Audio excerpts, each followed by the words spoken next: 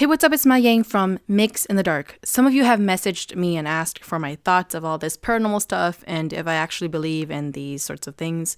And in short, I do believe in these things to a certain extent.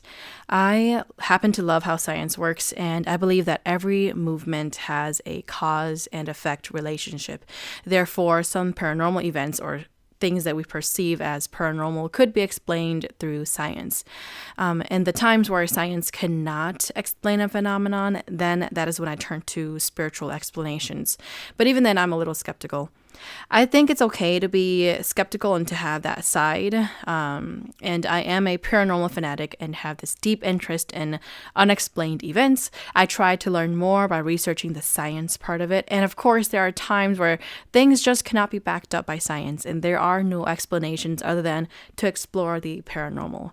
And this is the reason why and how this podcast came to be. I just love exploring the paranormal side of things. Speaking of skeptics, this story is from a person who describes himself as a skeptic. I give him lots of respect for his reasoning behind his thoughts. Let's continue to respect each other's experiences, as these are true stories from your community of scary story listeners. Please enjoy.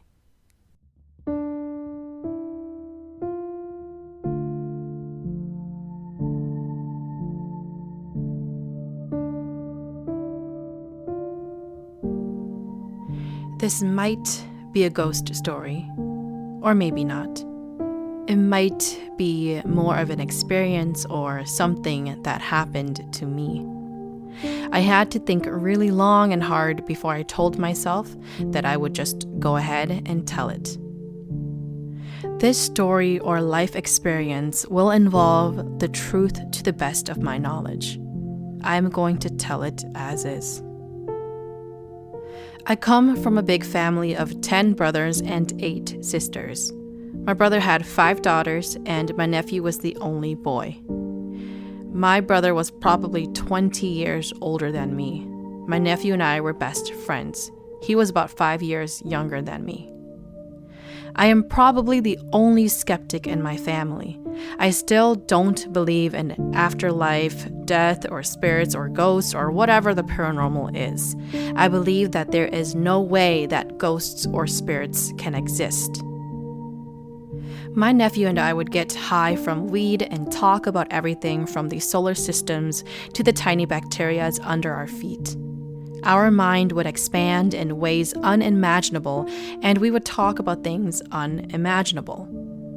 We would often joke about life after death. Sometimes we would scare ourselves silly.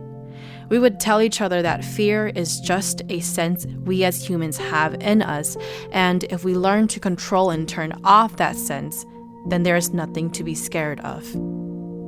We asked ourselves, why is it that when the light is out, we are fine, but as soon as darkness comes out, the sense of fear turns on?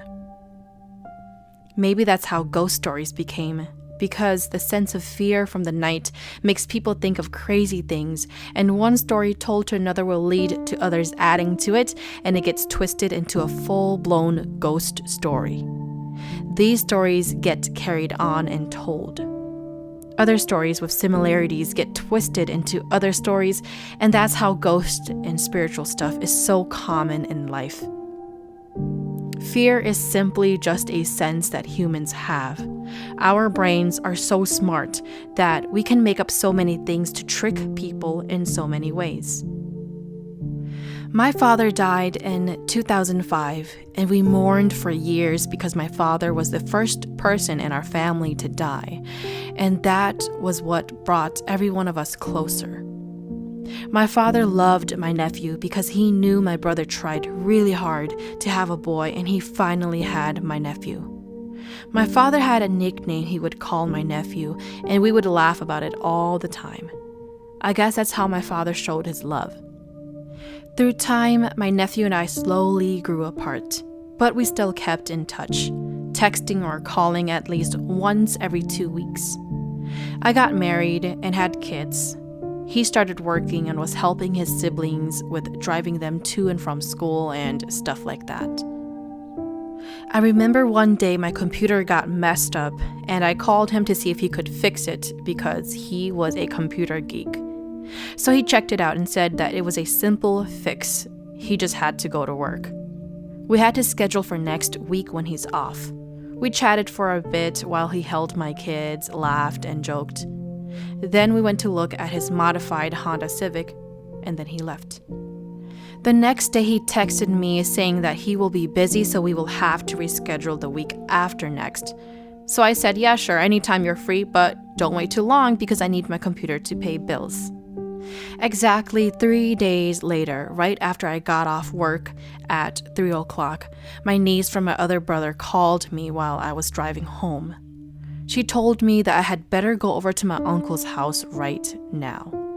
I asked her why, and she said that my nephew is dead. Shut up, I said. He's dead, she tried again. He hung himself. It was that moment that I knew she wasn't playing around. I paused and we went silent. Tears poured down my face and I couldn't see anything in front of me. My niece called my name a few times before I came back to reality and replied that I would be there. We hung up, and her voice and those words she said echoed and became implanted in my brain. That was all I heard on the way home. My nephew was a simple man, but he was also a person who would say things without thinking about the consequences, or maybe he just didn't give a damn. I didn't know he was depressed. I didn't know he was lonely. Every time we saw each other, he would laugh, joke, and always talk about good things. The day he left this earth, I was devastated. My life would never be the same after that. I got home, parked, came into the house, sat down with my wife and kids, and finally, it got to me and I broke down hard. My kids kept asking why I was crying, but I didn't answer. My wife asked me and I told her in Hmong that my nephew died and that I had to go right now. So I left, still not believing what was happening. I drove to the house and saw everyone's car, the cops, and the ambulance in the driveway. I walked up the driveway and saw the paramedic next to a black body bag in the garage. I stood there staring at them in the body bag. I froze in tears and silence. My uncle opened the door and told me to come inside. Everyone was upstairs and the cops and paramedics needed space. They were going to take my nephew away. All I remember was that my eyes were blurry from all the tears that were coming out. I couldn't see anyone. After the ambulance took the body, more family members and friends came. We started drinking, and I was so furious and shocked and in disbelief that I swallowed as many beers as I could. We stood in the garage where my nephew hung himself, and we toasted to him a few times. As soon as light turned into the night, the garage light started to flicker. I felt that he was around us walking around. My eyes were forced to look around as if I was following him walking. With the lights flickering and people crying, the garage became darker and darker. I was getting more and more drunk and more mad by the minute, so I went upstairs to look for my brother. I found him in a room with my aunt and mom. I told him that I needed to talk to him. He took me to the other room and asked me what was up. I looked him in the eyes and said, "I hate you. You are the reason why my nephew died." Then I cried after. My brother held me and said that it was okay and that we will talk after all of this is done. I continued and said, "None of this would have happened if you were easier on him." At that moment, my aunt and my mom opened the door and saw us. My aunt and mom told us to stop crying. Then they changed their tone of voice and told my nephew to get out of me. I kept telling them that it was just me and not him. That got me even more mad. They kept saying, "Get out of him, leave him alone," as if my nephew was possessing me. They got me more mad, so I walked out the door and I told myself that I was going to drive home drunk and not care. Luckily, I made it home and went straight to bed. The next day, my other nephews and cousins came over because we were supposed to go to my brother's house. Before leaving from my brother's house, we went to the garage and rolled up some weed. I then walked into the garage sunroom to get something. As I was walking out back to the guys, a little brownish black bird flew into the garage. Everyone looked as the bird flew past all of them and straight to me. I dug down to avoid the bird, and it landed on my back and shoulders. I said, "Come and get it, hurry!" The guys eventually came and grabbed it. The first thing they said was my nephew's name, and I said, "Damn, that is so weird. Because all these years living here, no bird has ever came into the garage, and this one was so tame, it let them catch him." The guys laughed and joked, saying that maybe it was my nephew and that maybe he wanted to see me. They let it go. It flew into the tree nearby and sat there for about 15 minutes before flying away. We got done smoking and left for my brother's house. The next day, my mom and sister came over with a chicken and asked me about what happened. I told her nothing, but she told me to stop lying and that they already knew. I continued to tell them that it was nothing and it was just a stupid bird. Despite what I said, she started to do her spiritual stuff. She walked to the garage, went in and out with her incense sticks, and continued around the house. She then tied strings on me, my wife, and our kids.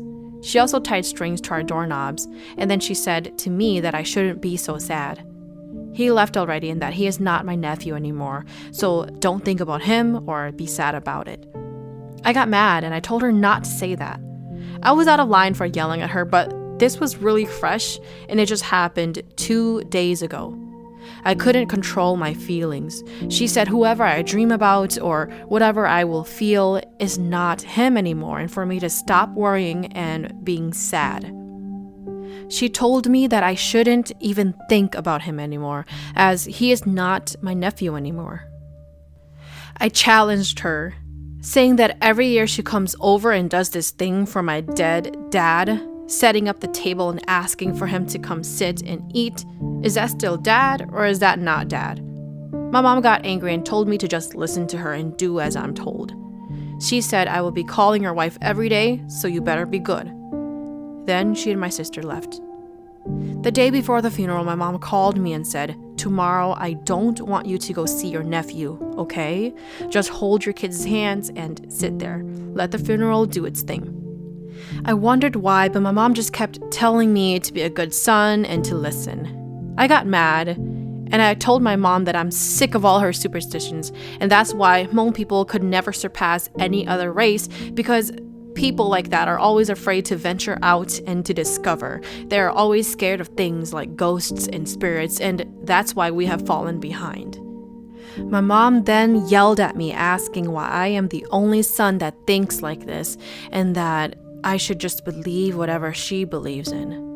I teared up because I was helpless, and I love my mom even though I rebelled against her. I always find myself losing and giving in to her.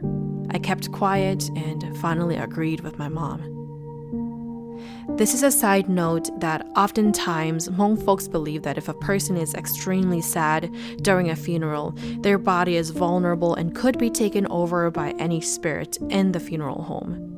This is similar to the belief that you should not trip or fall down in a funeral home because falling also causes your spirit to fall, making your body become vulnerable for spirits to enter. Days went on and sadness still lingered in me. Every morning when I wake up and open the garage to walk out to my door, I would feel something outside of the garage. My eyes would feel so tingly and weak that sense of fear would come all over my body, but I would control it and walk toward that feeling and into my car and drive off to work like normal. This would happen every day for months until finally it stopped. Maybe I was getting over his death.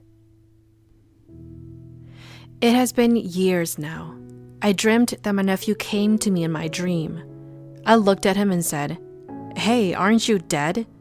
He laughed at me and said, "No, are you stupid? I'm not dead." Then I questioned him, saying, "But you hung yourself." He then gestured for me to follow and said that he would show me. All of a sudden, we started flying. I kept looking at him. I could only see his waist up. He didn't have a shirt on. We were up very high, like on an airplane, staring down, seeing little houses and cars driving around. Then we came back down and he said, "Okay, go tell them that I am not dead and I am still here." All of a sudden, I woke up. I looked at the time. It was somewhere around 4 o'clock. I felt fear all over. I felt my body was drenched in sweat. My wife woke up too and explained that I was making all sorts of noise while sleeping. I got up, went to smoke, and cried. The next morning, I called my mom around noon. She didn't pick up, so I tried again hours later. She still didn't pick up. Then that night around 8, she called back and said that she was just busy and that she could talk now. I asked her why she was busy, and she told me that she had to go to my brother's house to do a spiritual thing for him. Something about releasing my nephew.